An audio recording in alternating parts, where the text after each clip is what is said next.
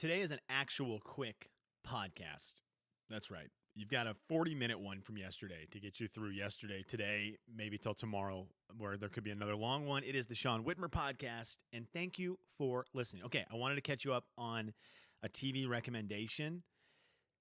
Gonzaga, real quick, wins last night against BYU. 8 o'clock Monday games are too late for me. I've realized that. And at least WCC 8 o'clock games need to be over. They're not as exciting anymore as they used to be. Gonzaga, though, is having a hard time closing out spreads. The people who make the lines down in Vegas are really doing a good job. I think the spread last night was 11.5, and did the game end up being an 11-point game? Oh, we've hit that part of the season. I hate to say it. I've hit that part of the season with Gonzaga. We'll talk about what that part is here in a second. But last night's Gonzaga game, 82-71, 11 points on the dot. I think I saw the line at 11.5. So BYU goes an 11-4 run to end the game and cover the 11.5. That's crazy. Again, this is happening nonstop where Gonzaga's games are ending right on the spread, which is great. Congratulations, Vegas, on just knowing. They're just amazing at setting the lines. But Gonzaga probably needs to start beating teams. This is the part of the season we worry about as Gonzaga fans, right? It's the part of the season where you go, is complacency setting in? Because GU is so good. Number one team in the nation, good. But teams like BYU, who are not terrible teams but are not great teams, are keeping games within 11. Gonzaga's in that WCC part. Look, as a fan, I start to get a little bit complacent with it. Like, is it March yet? Are we still watching these WCC games? And I don't think a lot of the big schools and the big conferences have that, right? Night in, night out if you're in the SEC, night in, night out if you're in the ACC, night in, night out Big Ten, go on with the power conferences, minus the Pac-12 maybe right now, but even they have it more. There's just, your conference games are so much more intriguing in March, so much more intriguing in February, obviously in March, so much more intriguing in January. So I don't want to beat the dead horse that is ripping the WCC, the rest of the WCC, but that's kind of where I'm at right now with GU, and it's why there has not been a ton of GU talk on the podcast. I will do better with that coming up. Okay, I've got caught up on the show WandaVision. I had been hearing a lot about it, and I've been hearing about it from a lot of people, just like Queen's Gambit. I don't know what's going on, and maybe I'm in the wrong with this.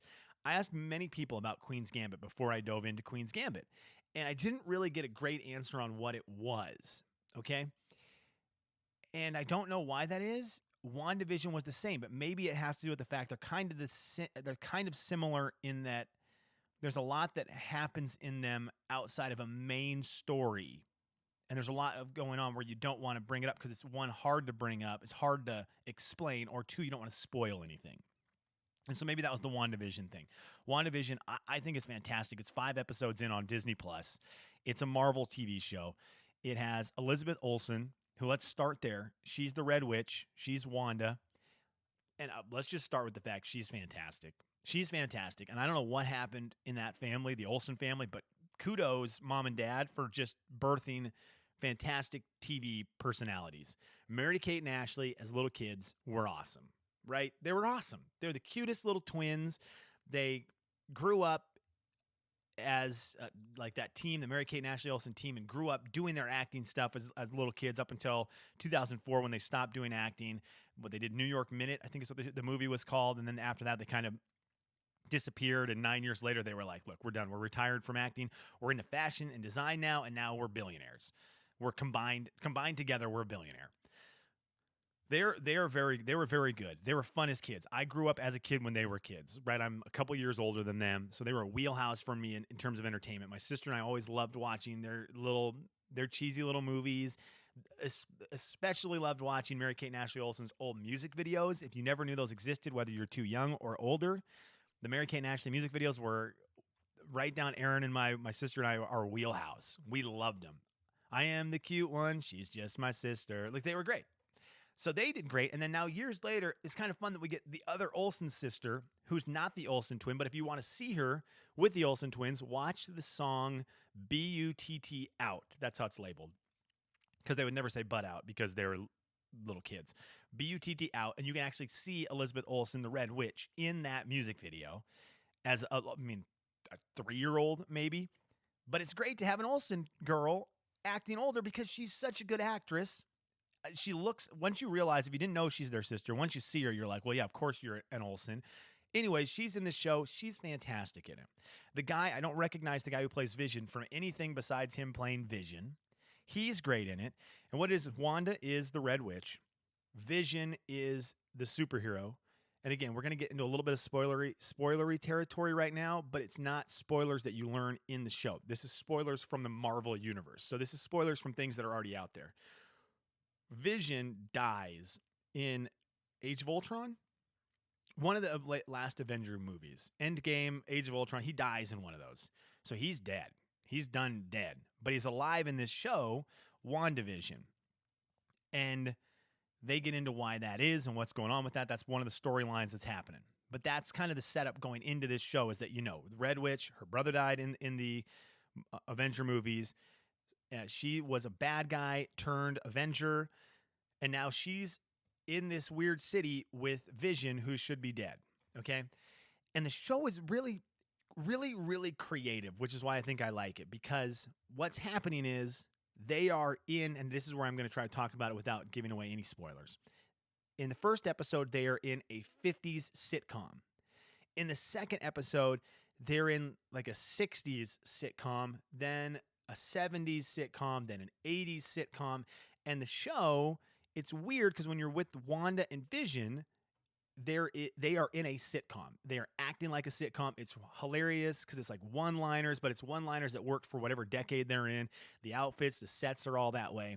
It's really cool and creative that way. There is a story going on outside of the TV show as well that's really interesting. So I started it this weekend. I've not binge watched a show like WandaVision in quite a while, and I know I only binge watched 5 episodes, but give me a break. I don't do a whole lot of binge watching, so for me that's a big deal. But I put this down in 3 days.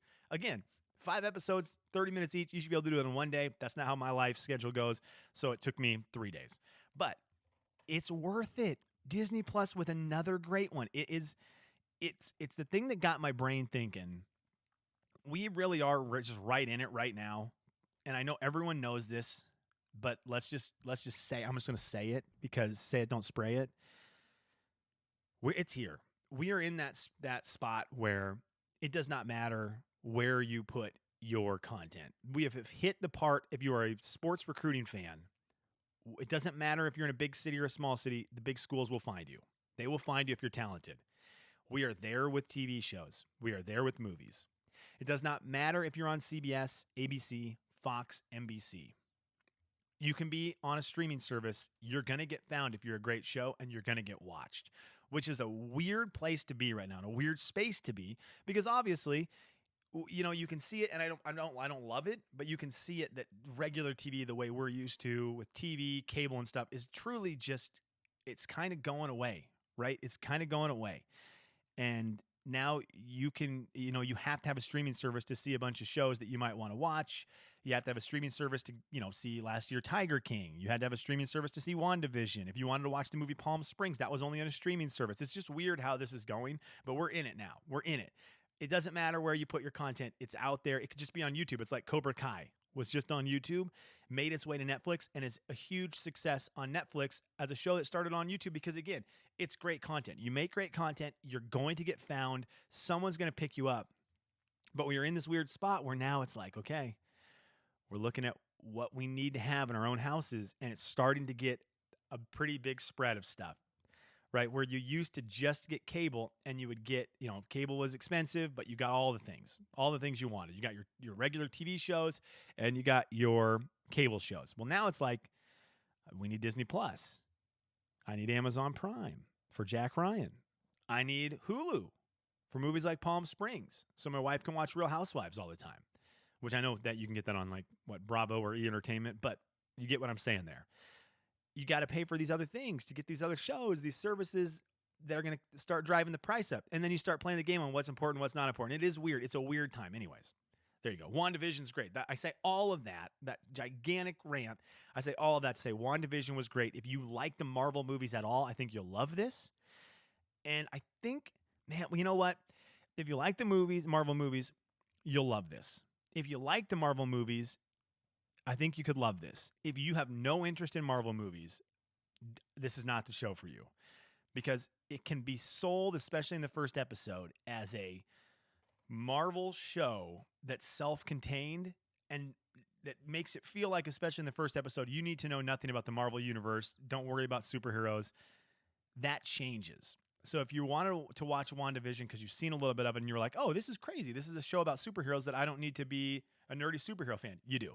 Trust me on this. Now that I've caught up to 5 episodes, you need to be a nerdy superhero fan on this or you're not going to like it at all. Because the second the nerdy superhero stuff starts kicking in, you're going to go, oh, they duped me.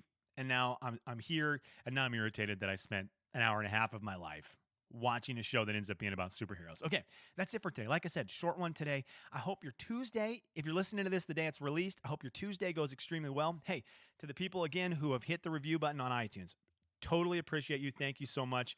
Please, if you've got other shows, because now I'm a free agent, I'm a show free agent, on the video, my handles are below me if you watch on YouTube, which to the 5 of you who do, thank you. And that's not an exaggeration. But if you are listening to a podcast, at Sean T. Widmer on Instagram and Twitter, hit me up with the next show I might need to watch, all right? Or something you've seen that you're interested in that I can check out. I really like WandaVision also because it's 30 minutes. So there's that part as well. Okay, have a great week. Well, have a great Tuesday, everyone. Be back tomorrow.